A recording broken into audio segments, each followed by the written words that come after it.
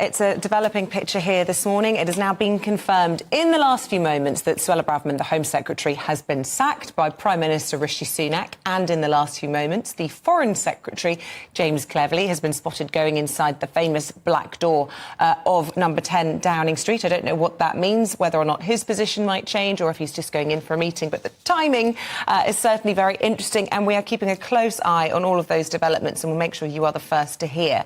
But should we get some reaction to our panel who are here to go through the headline makers this morning? But frankly, there's only one story in town now. Alex Armstrong, are you surprised to see that the Prime Minister has taken this decision? I don't know whether I'm surprised, but I'm going to be very surprised to see what his right-wing side of the parties have to say about this. I know so many of them have publicly come out and supported Suella. Rishi even said just a few weeks or days ago that he publicly backed Suella Braverman, which famously, whenever a Prime Minister ever says that, they are gone not long afterwards. I mean, you know, given the protests over the weekend and some of the scenes we saw, I'm not shocked that Rishi has taken his stance on removing her. I just don't know how well that's going to play with his base. I don't know how Tory voters are going to feel about it, but let's see. With his base, or with, I mean, it's a broad... Well, yes, I believe there's around 30 to 40 within the Conservative Party, big Suella fans, and around twice that within the Conservative Party who now find her to be too much. This is the second time she's been sacked as Home Secretary. Yes, it is, actually. Yeah, she's making a habit of it, isn't it? Third time lucky. I agree completely with Alex. I'm not shocked, because I think he had to do something. I mean, the thing is, she's so obviously out of control.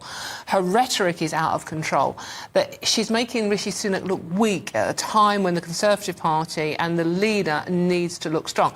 As Alex has just said, how this is going to play out with the extreme right of the party, if you can use that phrase, and indeed the Red Wall voters, who she was quite popular with.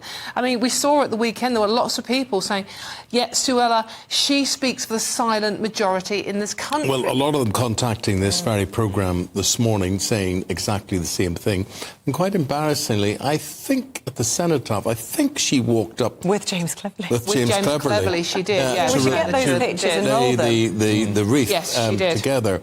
So, but of course, we don't know that he's accepted any role yet, but he's been summoned to number 10. The question I want to get my head around is, what was the straw that broke the camel's back? I mean, we certainly got the sense, didn't we, from Downing Street, that they were very annoyed about the Times article. You could argue that it was their fault for not double-checking before it went out, if they weren't content with it. But do you think, as some are blaming Suella Braverman directly for the disorder that we saw on Saturday? No. Some people saying that she was fanning the flames. That's Hamza Youssef. And indeed, we've had the Labour leader, Sir Keir Starmer, saying that she demeaned her office and she's done more to stoke hatred than any other Home Secretary. Look, I don't think it is Suella's fault that there was a counter-protest on the weekend. Those protests were organised well in advance. Whether her comments were helpful, that's a very good question to ask people. I genuinely do think that, it's refreshing to see politicians talk about their opinions and to actually give some voice to people who feel they haven't got any.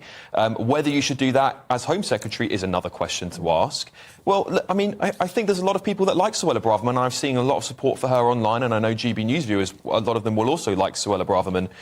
Whether Rishi's done this because he's looking weak, because he's taken a very weak stance over the weekend, even Boris showed him up, is perhaps maybe one of the reasons you can't show up the main act. He had no alternative. He's the manager of the football team and she's a player. End off. And, if it was Alex Ferguson, Arsene Wenger, whatever, David Moyes, they would be saying, I'm in charge here. I think that's a very good comparison, actually. She's obviously completely out of control. And, the fact that she did the article in the Times on Thursday and they didn't even know about it.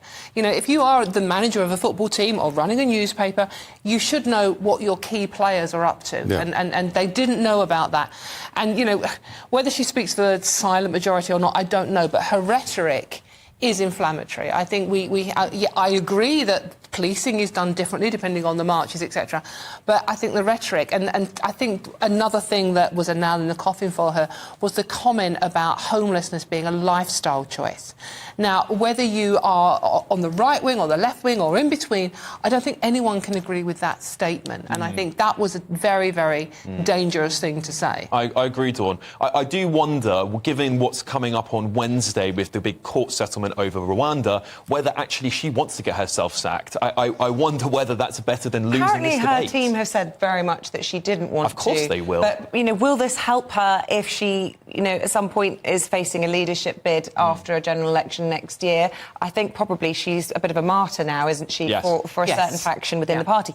I think what's surprising to me, if James Cleverly becomes the new Home Secretary, is that the Prime Minister would feel at a time when the Foreign Secretary's got a pretty big brief himself, dealing with the problems in the Middle East, dealing with the problems with Russia and Ukraine, that he feels now is a good time to move his Foreign Secretary. And you were saying earlier there was lots of talk about whether Jeremy Hunt might survive a reshuffle in coming weeks, because there could be some arguing that he's not doing enough to promote growth or whatever else the party are calling for at the point just this close to an election. Yeah, and I think when you remove someone as big a character as Suella, I mean, she's all over the papers, you have to replace her with an equally strong voice, as particularly, I mean, you're talking about there being chaos abroad, but there's also seemed to be a lot of cultural and political chaos at home. So putting someone who's strong in this position is critical for Rishi's survival as PM, in my opinion. He's now going to have a lot of very vocal backbenchers, including a couple of former prime ministers there.